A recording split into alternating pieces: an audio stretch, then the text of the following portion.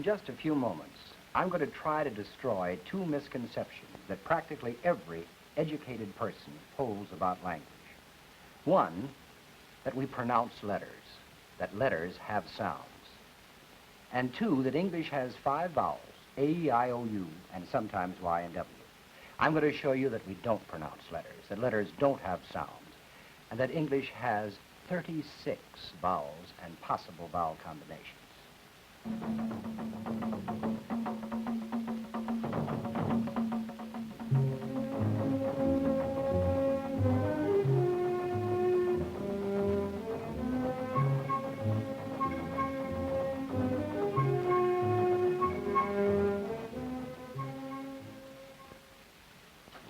In our last program, we showed you that language was more than words, that it was the patterns of language that allowed words to do their work for us, and that language was uniquely human, that only man could talk, that these marvelous patterns and the words within their patterns, that actually these particular words seem to shape the impressions that we got about the world, and also that language itself was encased in a package of other systems, what we call paralanguage and kinesics. Now today, what I want to do is to start off by giving you a definition of language. All of us remember the kinds of definitions we used to get out of the books we had in school. You know, it went something like this. Language is a means or a vehicle for communicating thoughts and ideas. Now, such a statement as this is really not a definition of anything. Actually, what it looks like, I suppose, is something like this, that the words of language were a set of little vehicles of different shapes and sizes, and that somehow or other pure meaning got poured into these little vehicles, the words, that we sent them along a car track like this, and the fellow on the receiving end sort of reached in to the little business and put it on his head, and somehow or other that way got the message. No, this particular thing is not a definition. It is a description of one of the most important functions of language. But it doesn't define anything because, as we remember, the structure of that vehicle itself may be one of the principal shapers of what we call thoughts and ideas. So in starting off our definition, I want to start it off this way. Language is a system. And that particular term, system, will be the most important term in our definition. It actually sums up all of the amazing patternings, the patterns on patterns on patterns, which every language is. In other words, this business of patterning is extremely important. We all had to learn this business of patterning, and you may remember on our first program we talked about grammatical patterns, the subject-predicate pattern, the subject-verb and complement pattern, without which we couldn't talk about the world. We also talked about intonation patterns. We found that intonation patterns could change the whole meaning of the sentence, even though the words and the grammatical patterns might be the same. For instance, what are we having for dinner, Mother? That's a polite way of asking Mother what we're having for dinner. What are we having for dinner, Mother? Here we're not being very polite to Mother, and we're not calling her a too good cook as well. And then if we said, what are we having for dinner, Mother? Well, as you can see, these particular intonation patterns can change the entire meaning of a sentence. Now, there's another level of patterns that I want to talk about this afternoon. And those are what we call distributional patterns. In every language, we find that certain words have to go together with certain other words, and can only go together with certain other words. Certain constructions only with certain other constructions. Certain kinds of sentences only with certain other kinds of sentences. This business of distribution is extremely important. For instance, we can say men are evil, but little boys aren't evil. Little boys have to be mischievous or bad. We can say he was struck by a car, but we're not stricken by a car. We may be stricken by a strange tropical ailment, but we'd only be facetiously stricken by a cold. For instance, a baby can be little, cute, clever, intelligent, and I'm afraid sometimes even blue. A shoe can be little and cute and clever and blue, but not intelligent. This business of distribution, the obligatory nature of certain distribution patterns actually works so thoroughly that we actually can predict in many cases, even if we didn't hear a certain word, again showing you how really unimportant these words are in terms of the patterns, in contrast to the patterns. We actually can predict certain words even though we haven't heard them. For instance, I don't think it would take any of us a great deal of imagination to actually predict the three words in these three sentences. Yes, this business of patterning is extremely important, and distribution patterns are extremely important. Now, one of the things that I want to talk about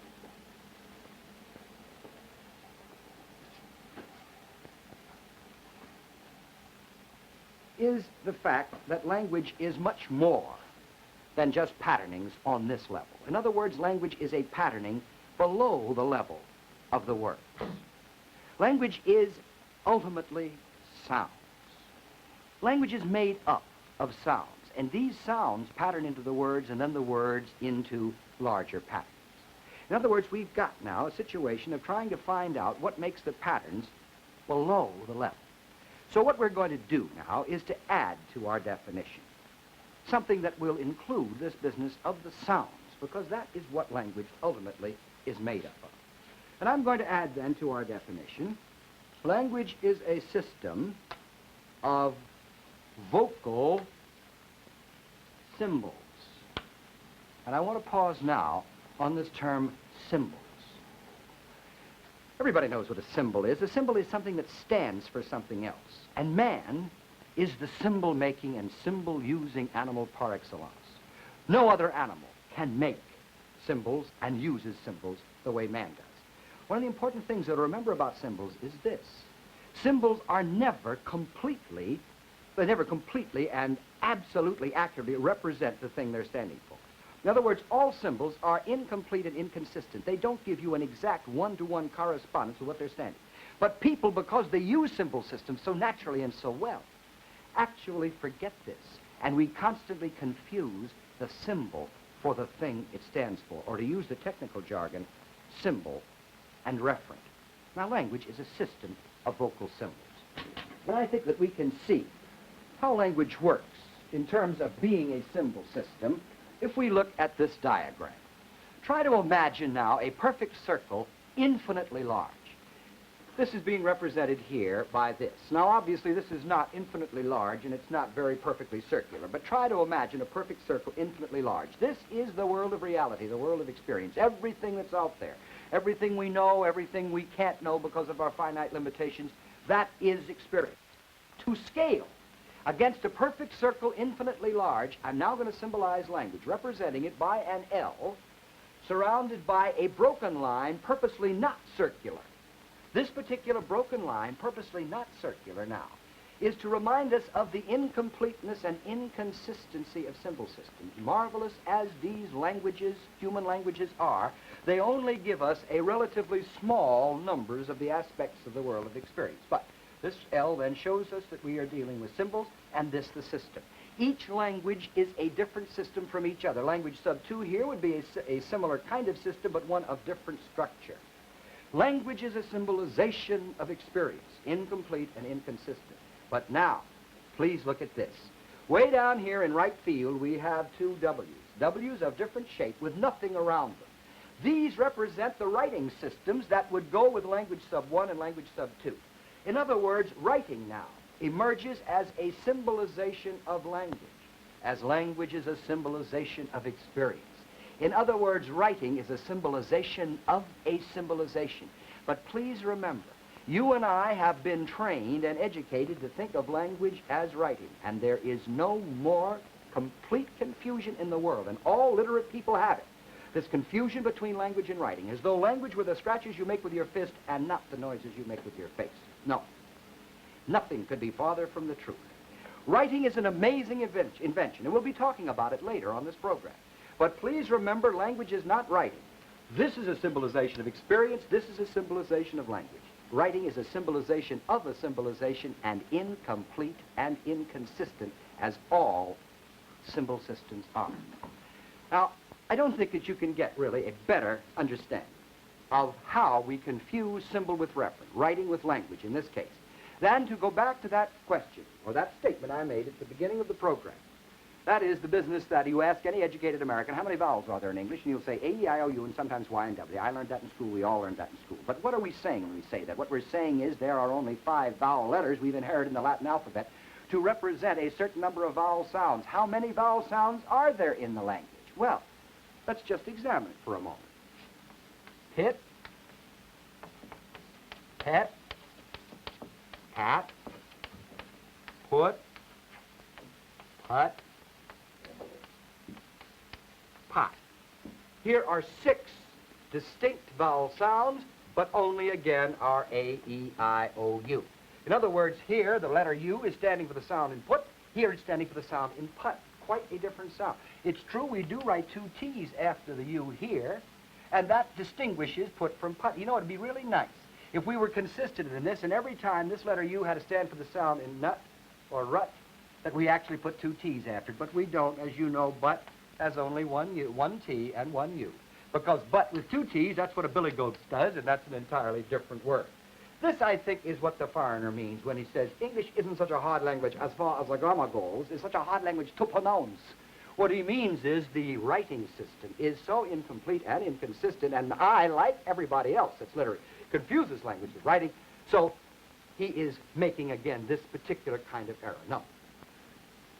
Language is not writing. We do not pronounce letters.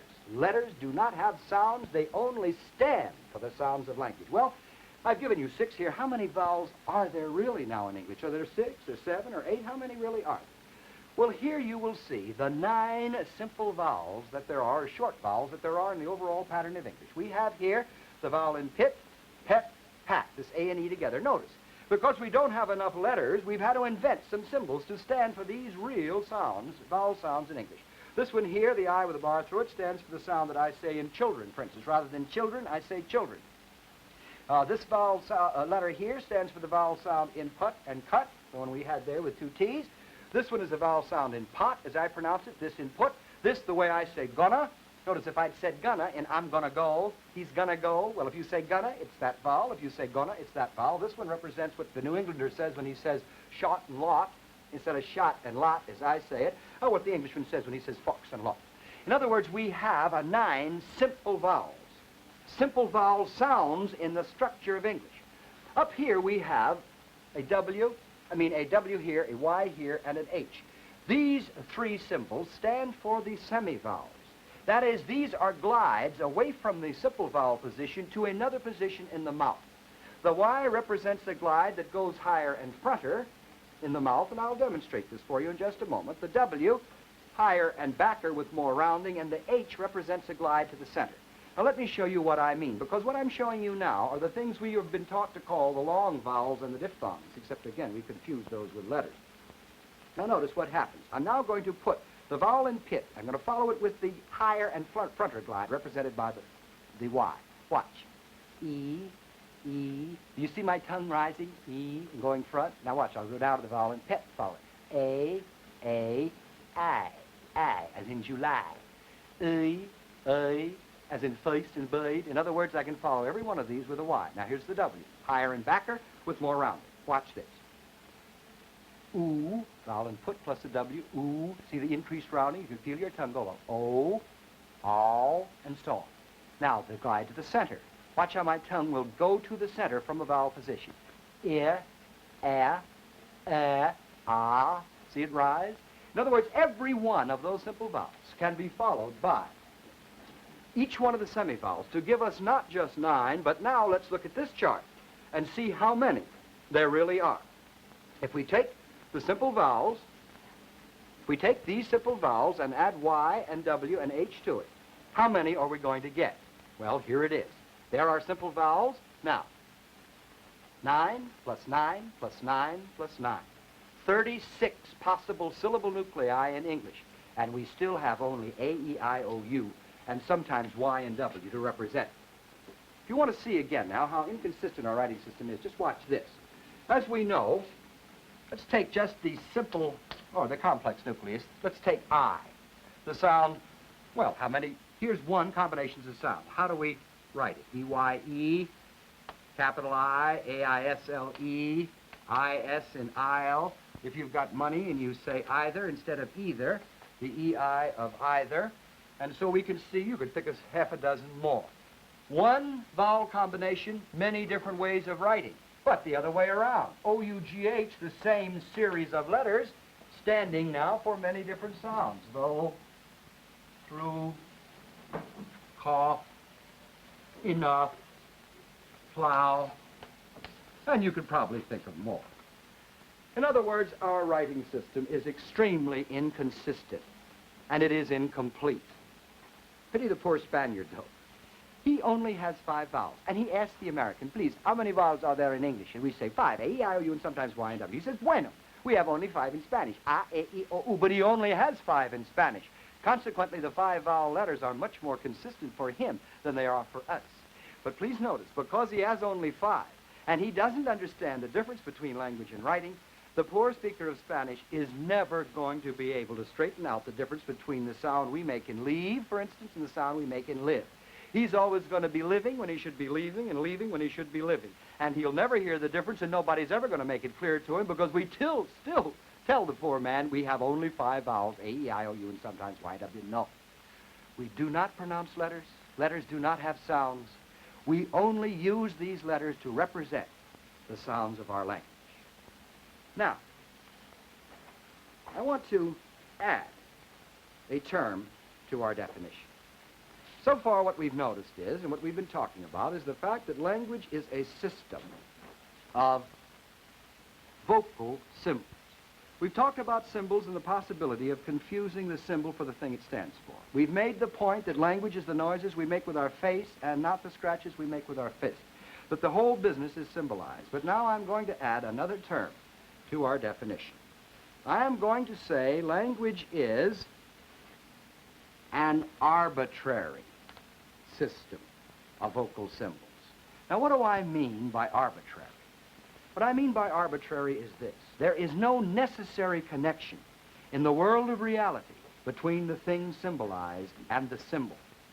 There is no necessary connection in the world of reality between the thing symbolized and the symbol. In other words, what happens is that languages seem to select, so to speak. They seem to select certain aspects of the world of experience, and these are the things that they talk about, as though these particular things were important to these languages. For instance, in our own language, English, we select from the world of experience the whole idea of time. Time to us is of extreme importance. We can't make the simplest sentence without placing the particular event we're talking about along a timeline. What did I do? I dropped the chalk. I dropped the chalk. Now,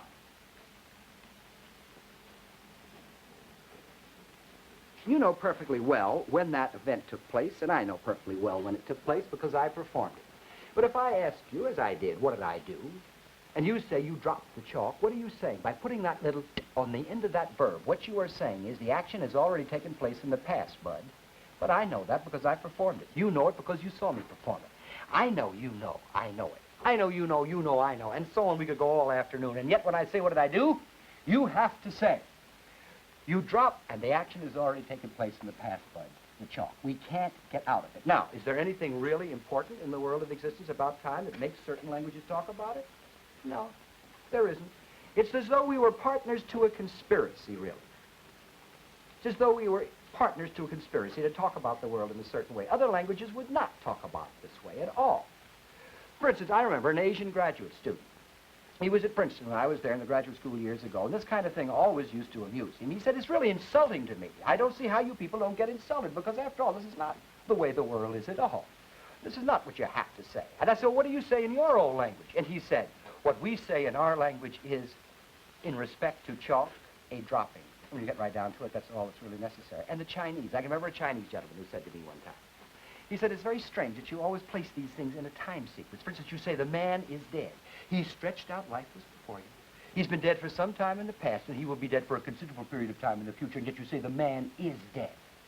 Well, I must say, I began thinking about it, and I said, what do you say? And he said, we say man dead. when you get right down to it, that's all that's necessary there.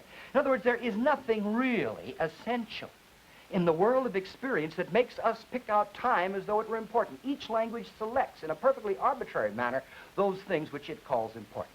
No, it is not necessary at all. For instance, Hopi, which is a language, an American Indian language, spoken in the southwest of the United States. It isn't a question of the time of an action that worries the Hopi. That's not what he considers important. All he's considered, or what he is considering much more important than the time in which an action took place, is whether or not the action really has happened. That is it a real thing that's been talked about, that's been observed by the observer? Has the person speaking to you really direct evidence that this thing is true? Or is it just something that might happen, that's potential? He's interested between potential and actual. We're interested in the time that an event took place. Here, for instance, you can see a Hopi talking to another Hopi about a person who is running. Now notice what we say. The observer, the speaker, is seeing the person running. And we say in English, he's running, or he is running. We have to, because the time is what we're concerned about. The Hopi, however, says wari, which means I know for a fact the running is taking place. It's a factual thing that's real. Now, notice, he's left the field of vision now, the runner. We have to say he ran. In other words, it's something that's happened in the past. Still worry to the Hopi because it was something this man knew for a fact took place. This is quite a different kind of thing. Quite a different kind of thing. We are all partners in a conspiracy, so to speak, without knowing we're in a conspiracy to divide the world in a certain way. Now, for instance, one of the things that we might look at in this connection in terms of being arbitrary is this. The speaker of German, for instance, can't talk about well, in other words, he won't talk about he's going somewhere. He has to tell you whether he's going on foot or whether he's going in a vehicle. He has two verbs, gehen, go on foot, and fahren, to go in a vehicle. For instance, when we say, tomorrow I'm going to Berlin, the German would say, morgen fahre ich nach Berlin. I'm going in some kind of vehicle. If he said, morgen gehe ich nach Berlin, tomorrow that would mean I'm walking to Berlin. Well, we'd get it. I think the German would get a picture like this, a man out on the Autobahn with his suitcase thumbing a ride. And yet we just simply say, tomorrow I'm going to Berlin. That's all we need to say. And if the guy wants to know how, he says, how you going? You going to fly? Nope, going by train. Oh, nope, going by car.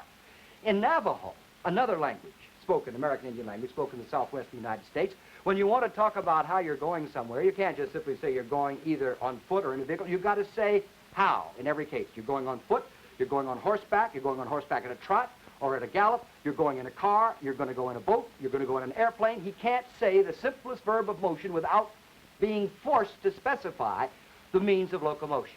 In other words, each language is sort of hip, so to speak, on various aspects of experience that are terribly important. But it's perfectly arbitrary.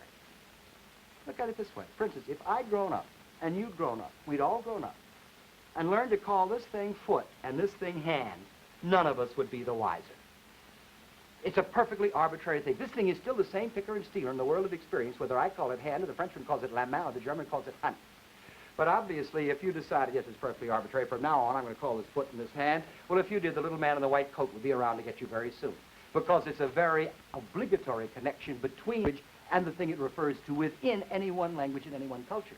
But there's no necessary connection in the world of reality. But you might say, no, I still don't believe it. There are certain words that must be this way. How about I'm not a poetic words, those words that are what they are because they sound like a real sound in the world of experience. These must be because those are what they really sound like. Well, I wonder if this is true. Now, don't look at what I'm going to do, but try to listen.